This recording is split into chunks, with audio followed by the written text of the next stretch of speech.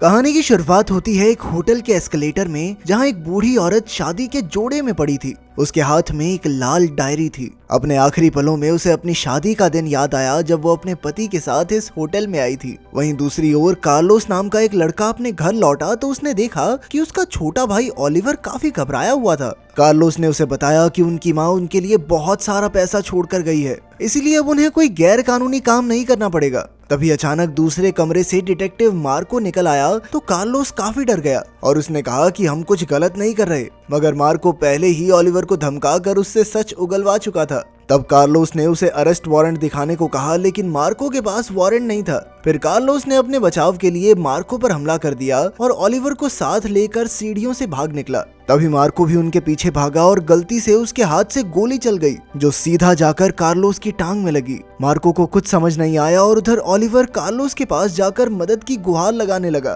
तभी अचानक उन्हें दूर से एक जोरदार धमाके की आवाज सुनाई दी। फिर कार्लोस के जख्म से बहते खून को रोकने के लिए ओलिवर ने वहां अपनी हुडी बांध दी। फिर उसने गुस्से में मार्कोस से बदला लेने के लिए उस पर हमला कर दिया, लेकिन मार्कोस बहुत बड़ा था और उसने उसे वापस धक्का दे दिया। ओलिवर ने कहा कि उन्हें जल्द से जल्द कार्लोस को हॉस्पिटल ले जाना चाहिए। इसके बाद ओलिवर ने कार्लोस को अपने कंधे का सहारा दिया और वो तीनों सीढ़ियां उतरने लगे। जैसे ही वो दरवाजे पर पहुंचे तो उन्होंने देखा कि दरवाजे पर तो ताला था, इसीलिए वो फिर से नीचे उतरने लगे। लेकिन काफी देर तक सीढ़ियां उतरने के बाद उन्हें एहसास हुआ कि वो बार बार उसी एक मंजिल पर पहुंच जाते थे। उन्होंने नीचे देखा तो उन्हें सीढ़ियों का कोई अंत दिखाई नहीं दिया। तब मार्कोस ने दोनों भाइयों को वहीं रुकने को कहा और खुद फ्लोर नंबर देखते हुए सीढ़ियां उतरने लगा, लेकिन बार बार वो उसी मंजिल पर आ पहुंचता जहां कार्लोस और ओलिवर मौजूद थे। मार्कोस का तो दिमाग ही चकरा गया और वो एक बार फिर से सीढ़ियां उतरने लगा, लेकिन इस बार भी वो दोबारा से उसी मंजिल पर पहुंच गया। अब उसने सच जानने के लिए सीढ़ियों में अपनी चाबी फेंक दी, पर अचानक वो ऊपर से उनके पास ही आ गिरी।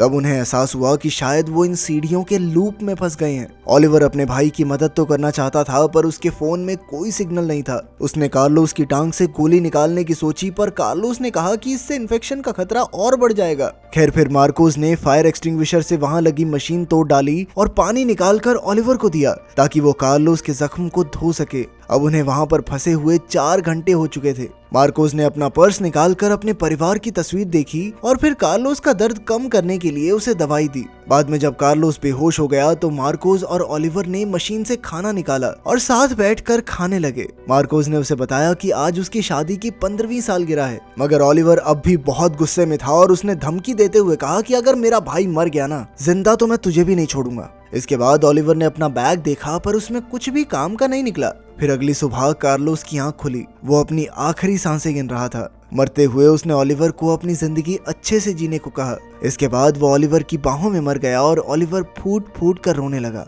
उधर मार्कोस ने मशीन देखी तो पता चला कि मशीन अपने आप भर गई थी। ये देखकर मार्कोस तो हक्का बक्का रह गया, पर तभी अचानक उसने देखा कि ओलिवर गुस्से में उस पर बंदूक तान कर खड़ा है। मार्कोस ने उसे समझाया कि उसने गलती से बंदूक चला दी थी, वो सच में नहीं मारना चाहता था उसके भाई को, और वैसे भी उन्हें एकजुट होकर इस मुसीबत से बाहर निकलने के बारे में सोचना चाहिए। वहीं दूसरी ओर हम एक घर देखते हैं जहां डैनियल और कमीला नाम के भाई बहन अपनी माँ सैंड्रा और सौतेले बाप रॉबर्टो के साथ रहते थे। आज वो सभी बाहर घूमने जाने वाले थे। जल्द ही वो गाड़ी में बैठकर अपनी मंजिल के लिए निकल पड़े। फिर रास्ते में वो गैस स्टेशन पर रुके तो रॉबर्टो ने कमीला को जूस पीने को दिया, हालांकि वो जानता था कि कमीला को एलर्जी है। खैर, फिर कमीला को बाथरूम जाना था, इसीलिए उसने रॉबर्टो को अपना इनहेलर संभालने को दिया। जल्द ही सैंड्रा को पता चला कि रॉबर्टो ने कमीला को जूस दिया तो उसने रॉबर्टो को बहुत डांटा। खैर, फिर वो गाड़ी में बैठकर निकल पड़े, पर जल्द ही कमीला को अस्थमा का दौरा पड़ने लगा। सैंड्रा और रॉबर्टो उसे देखने के लिए गाड़ी से बाहर निकले, पर तभी अचानक रॉबर्टो की जेब से इनहेलर गिर गया और उसके पैर के नीचे दबकर टूट गया।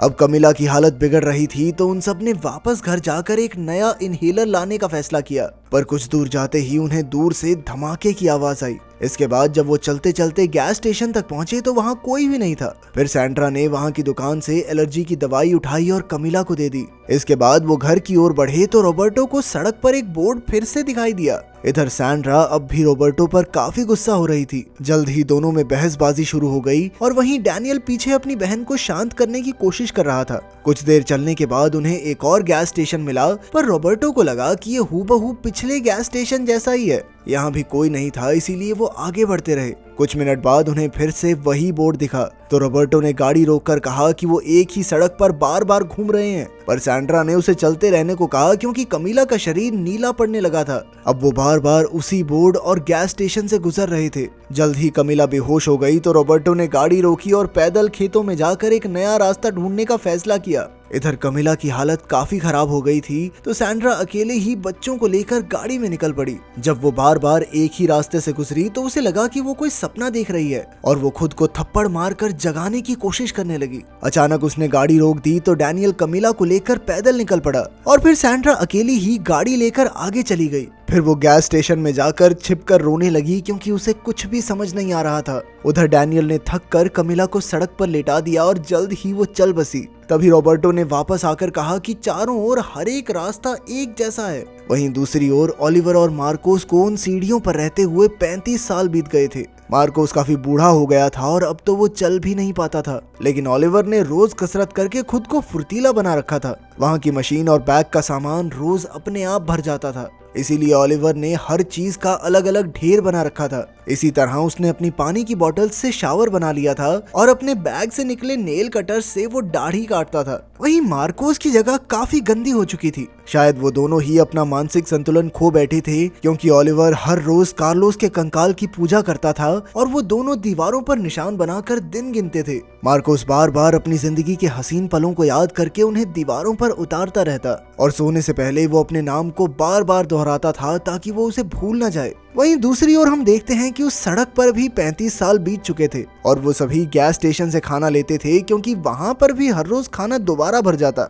रॉबर्टो काफी बूढ़ा हो गया था और अब वो गाड़ी में सुअर की तरह पड़ा रहता। सैंड्रा तो बिल्कुल पागल हो चुकी थी और उसने बोलना बंद कर दिया था। उधर डैनियल जवान हो चुका था और खेत में एक चूहे के साथ रहता। उसने गैस स्टेशन से सामान उठाकर झोपड़ी बनाई थी जिसके अंदर वो रोजमर्रा की जरूरत का सामान रखता था। जब रोज सामान दोबारा पैदा होता तो उसे अपनी बहन का टूटा हुआ इनहेलर मिलता जिसे वो उठाकर एक ढेर में फेंक देता।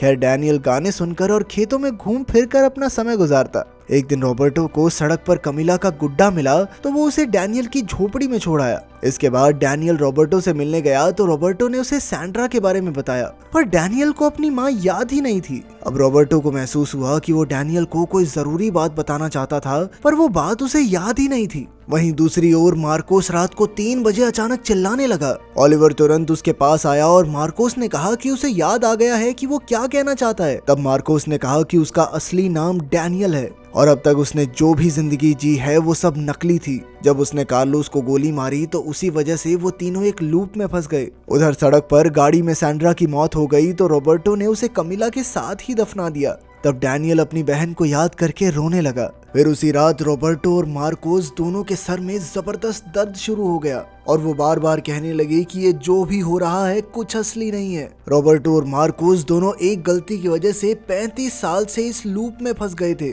इसीलिए उन्होंने डैनियल और ओलिवर को ये गलती ना करने की सलाह दी। जब भी किसी की वजह से किसी इंसान की मौत हो जाती है तो वो ऐसे ही लूप में फंस जाता है। फिर रॉबर्टो ने डैनियल से कहा कि जब भी उसे एक पुलिस की गाड़ी दिखाई देगी तो वो अपना नाम भूल जाएगा। उधर मार्कोस ने कहा कि जब ओलिवर को एक एलिवेटर दिखाई देगा तो वो अपना नाम भूल जाएगा। फिर रॉबर्टो ने खुलासा किया कि उसका असली नाम रूबेन है और जब वो 10 साल का था तो वो अपने टीचर और एक दोस्त के साथ नदी में फंस गया था। अचानक टीचर गलती से गिर गया जिससे रॉबर्टो के दोस्त को चोट लग गई और 3 दिन बाद उसकी मौत हो गई। इसके बाद वो दोनों लूप में फंस गए और उन्होंने 35 साल उसी नदी में भटकते हुए बिताए। आखिरकार जब टीचर मरने वाला था तो उसने भी ऐसे ही रॉबर्टो को सलाह दी थी। इसके बाद रॉबर्टो को नदी का किनारा मिल गया और उसने सैंड्रा के साथ एक नई शुरुआत की। उधर मार्को ने ओलिवर को अपनी कहानी बताते हुए कहा कि असल में वही डैनियल था, उसे सब कुछ याद आ रहा था। मरने से पहले रॉबर्टो ने उसे पुलिस की गाड़ी में बैठने से मना किया था